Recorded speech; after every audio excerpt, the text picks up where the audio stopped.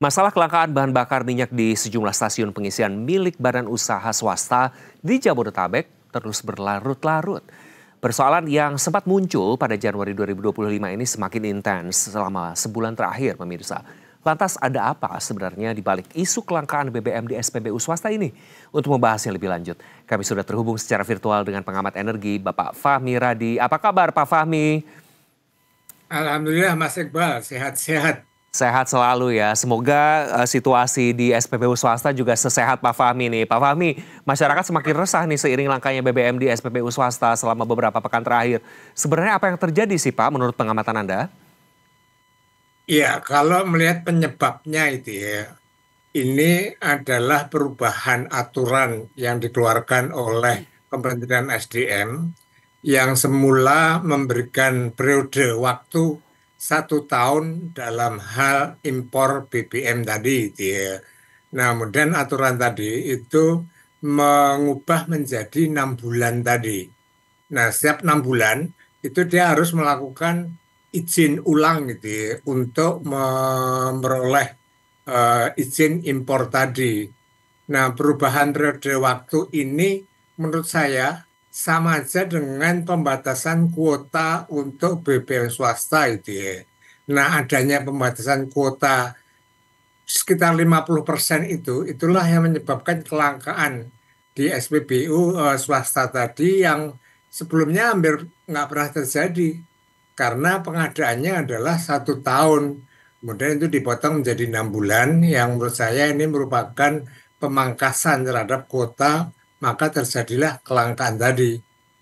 Itu Mas Iqbal. Baik, Pak Fahmi, lantas dari analisis Anda nih, faktor apa sih sebetulnya yang memicu adanya kebijakan itu, begitu ya? Tadi Anda mention bahwa ada kebijakan, suatu kebijakan begitu. Apakah mungkin kebijakan sebelumnya merugikan negara atau seperti apa nih, Pak Fahmi?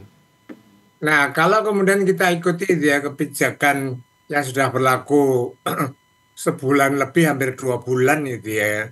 Kemudian ini kan diikuti dengan kebijakan impor BBM satu pintu. Artinya semua SPB swasta pengadaannya itu harus melalui Pertamina itu ya. Artinya Pertamina itu melakukan monopoli dalam hal pengadaan itu ya. Nah, ini tentunya merugikan bagi SPBU swasta itu ya.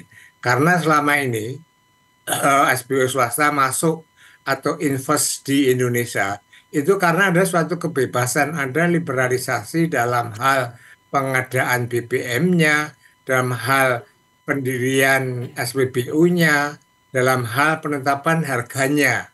Nah, 3 variabel itulah yang mendorong gitu ya, SPBU swasta invest di Indonesia, dia termasuk misalnya Shell, Aker, dan lain sebagainya. Kalau kemudian dalam tanda petik dipaksa membeli dari Pertamina gitu ya, maka ini sangat merugikan. Kenapa? Karena selama ini BBM subsidi swasta SPBU swasta gitu ya, dalam melakukan pengadaan impor tadi itu dia melakukan portofolio. Artinya dia menggunakan beberapa sumber negara untuk impor tadi, apakah Singapura atau negara Timur Tengah atau seperti Shell misalnya. Ya, dia akan impor dari sumurnya Shell tadi. Nah, dengan portofolio itu harganya bisa lebih murah. Nah, dengan harga yang lebih murah itulah yang menjadi sumber margin itu ya, bagi SPBU swasta tadi. Kalau kemudian harus membeli di Pertamina, harganya yang menentukan Pertamina dan saya perkirakan mesti lebih mahal. Nah, itulah yang saya katakan pembelian BBM di di Pertamina itu merugikan bagi eh, SPB swasta. Nah, lama-lama kemudian dia merugi gitu ya. Kalau kemudian lama-lama merugi ya kemudian dia akan meninggalkan Indonesia, tidak lagi invest di SPBU tadi, Iqbal. Baik, Pak Fahmi, apakah kebijakan ini sebetulnya berhubungan dengan perjanjian impor energi dengan Amerika Serikat agar adanya tarif dagang begitu, di mana tadi Anda juga sudah mention begitu, ada juga kebijakan impor BBM yang satu pintu ini. Tapi apakah ini juga berhubungan dengan perjanjian impor dengan impor energi begitu dengan Amerika Serikat, Pak Fahmi? Saya kira iya gitu ya. Jadi ada suatu kesepakatan dengan Amerika itu ya untuk memperoleh pajak 19%. Salah satunya adalah untuk impor BBM itu ya, termasuk juga gas tadi itu ya, dalam jumlah tertentu. Nah, kalau itu impornya hanya untuk Pertamina, maka itu tidak memenuhi target seperti yang ditetapkan dalam perjanjian dengan Amerika tadi. Maka seluruh SPB swasta itu juga harus em, berkontribusi tadi gitu ya dalam impor tadi. Artinya kalau semua beli di Pertamina, maka Pertamina impornya ke Amerika itu kan dalam jumlah yang besar, sehingga terpenuhilah target sesuai dengan perjanjian atau kesepakatan yang Indonesia akhirnya mendapat 90% gitu ya, dari 32% tadi. Nah, maka kemudian itu dipaksakan untuk membeli di Pertamina. Nah, yang kedua, selain eh, ada pengaruhnya terhadap Amerika, ini saya kira juga mengarah pada upaya monopoli gitu ya. Ini saya kira berdasarkan statement dari Bahlil yang mengatakan bahwa BBM itu merupakan produk strategis yang menguasai hidup orang banyak dan harus dikuasai oleh negara. Artinya harus dikuasai negara itu ya monopoli dan impor BBM satu pintu itu bentuk real dari monopoli tadi, Baik. Iqbal. Pak Fahmi, sebagai akibat adanya kebijakan dalam tanda kutip nih pembatasan impor tersebut, pemerintah kan mengimbau agar swasta membeli BBM dari Pertamina. Dari sisi kualitas, apakah itu mungkin Pak? Apakah Pertamina bisa memenuhi ekspektasi kualitas swasta yang digadang-gadang dengan kualitas-kualitas tertentu? Nah, itu masalah lain juga itu ya. Jadi em, SPBU swasta agar bisa bersaing dengan Pertamina yang jumlah SPBU-nya itu mengepung mereka, maka dia harus mendapatkan kualitas dari produk tadi sebaik mungkin itu ya. Kemudian juga em, mereka melakukan service excellent yang barangkali tidak dilakukan oleh Pertamina tadi agar dia bisa mengambil konsumennya tadi gitu ya. Nah, kalau kemudian em, dia membeli dari Pertamina dan itu satu-satunya, maka SPB swasta itu tidak bisa mengontrol gitu ya, tidak bisa memilih bahwa kualitasnya harus seperti ini gitu ya. Karena satu-satunya dia harus beli dari Pertamina. Kalau misalnya dia menolak beli Pertamina, dia nggak bisa beli dari negara yang lain karena itu regulasinya itu sudah menentukan bahwa impor BBM satu satu pintu gitu ya. Jadi em, kalau terjadi kualitas BBM-nya swasta yang dari Pertamina itu kualitasnya rendah, maka itu uncontrollable itu bagi SPB swasta. Beda pada saat dia menetapkan portofolio itu ya. Kalau dia misalnya beli dari Timur Tengah kualitas rendah, maka dia bisa membeli dari Singapura gitu ya. Singapura kualitas rendah dia bisa beli dari sumurnya perusahaan sel misalnya gitu ya. Jadi ini kebijakan satu pintu itu sudah sangat jelas merugikan bagi SPBU swasta itu, Iqbal. Baik, Pak Fahmi. Kemudian dari sisi swasta kan berapa persen perbedaan margin jika mereka impor langsung begitu dengan membeli dari Pertamina? Karena lama-lama marginnya akan terus tertekan. Tadi Anda sempat singgung begitu. Ya, Lantas bagaimana menurut Anda para pelaku usaha dari sisi swasta ini yang harus dilakukan dengan hanya satu pintu ini, Pak? Dengan tentu margin yang terus semakin tertekan. jadi SPBU termasuk Pertamina itu marginnya itu kan kecil gitu ya. Yang dikejar adalah omset. Nah, dengan margin kecil tadi, ada perbedaan antara Pertamina dengan SPB swasta itu ya.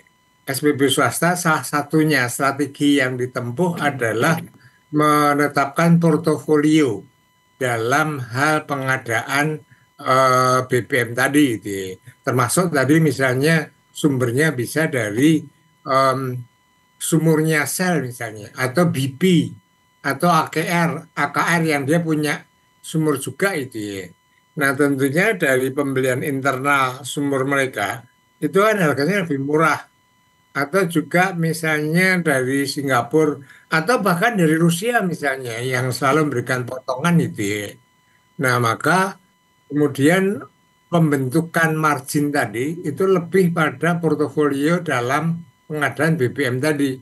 Kalau dia mengandalkan harga itu tidak signifikan itu ya. Nah, kalau kemudian diharuskan itu ya, regulasi itu mengharuskan beli dari Pertamina, maka dia akan kehilangan sumber dalam pembentukan eh, margin tadi itu ya. Maka tadi saya katakan kalau itu berlangsung terus, operasional cost-nya semakin tinggi, marginnya berkurang, lama-lama dia akan rugi. Nah, kalau sudah rugi, maka kemudian mereka akan hengkang dari Indonesia gitu ya.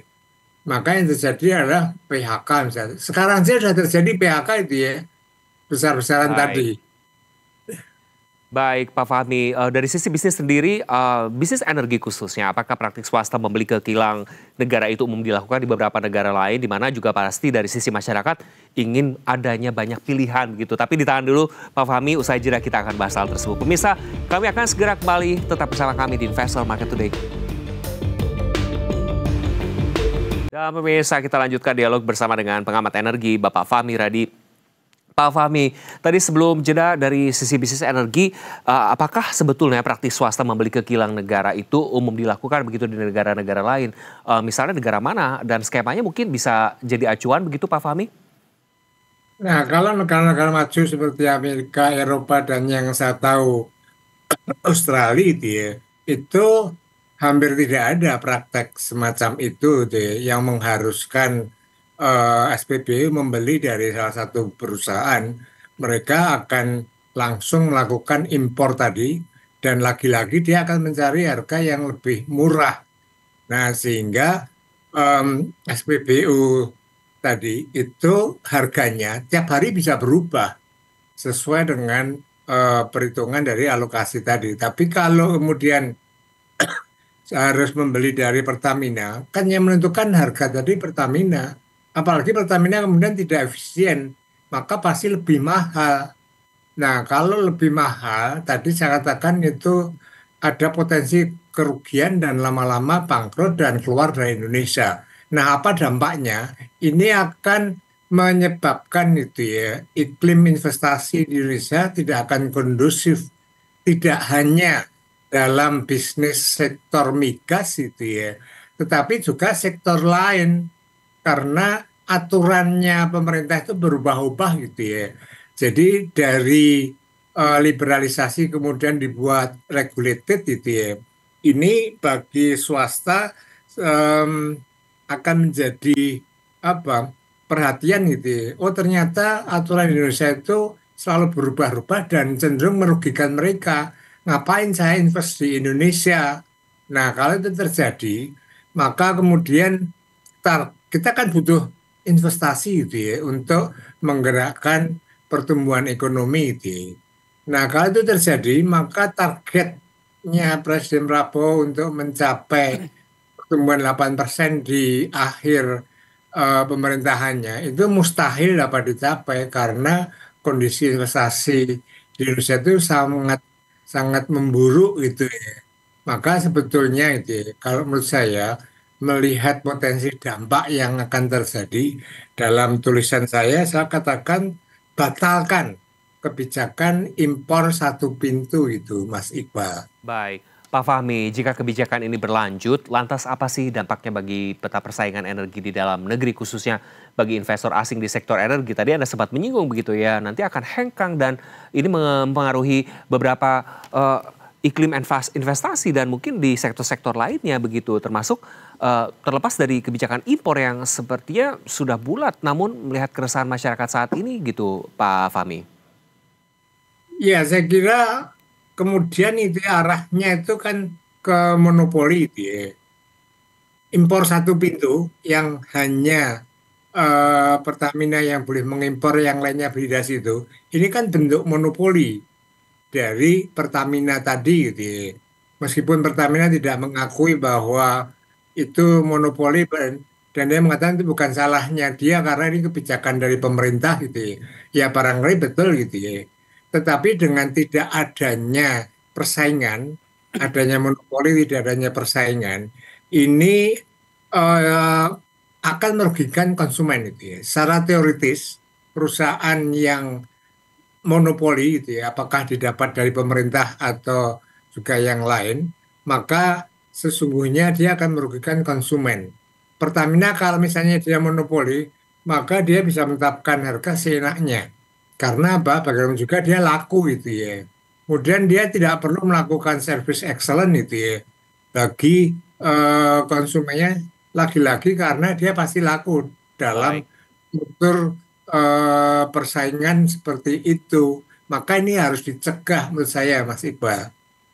Baik, Pak Fahmi, tentu kita semua berharap pemerintah akan segera meredam keresahan-keresahan masyarakat saat ini terkait isu langkanya BBM di SPBU swasta. Pak Fahmi Radi, pengamat energi, terima kasih sudah bergabung bersama kami dan menyempatkan waktunya. Selamat kembali beraktivitas, sehat selalu untuk Anda. Terima kasih, Mas Iqbal. Sampai jumpa kembali. Selamat siang. Pemirsa Investor Market Today akan kembali usai jeda dengan berbagai informasi lainnya. Tetap bersama kami, jangan kemana-mana.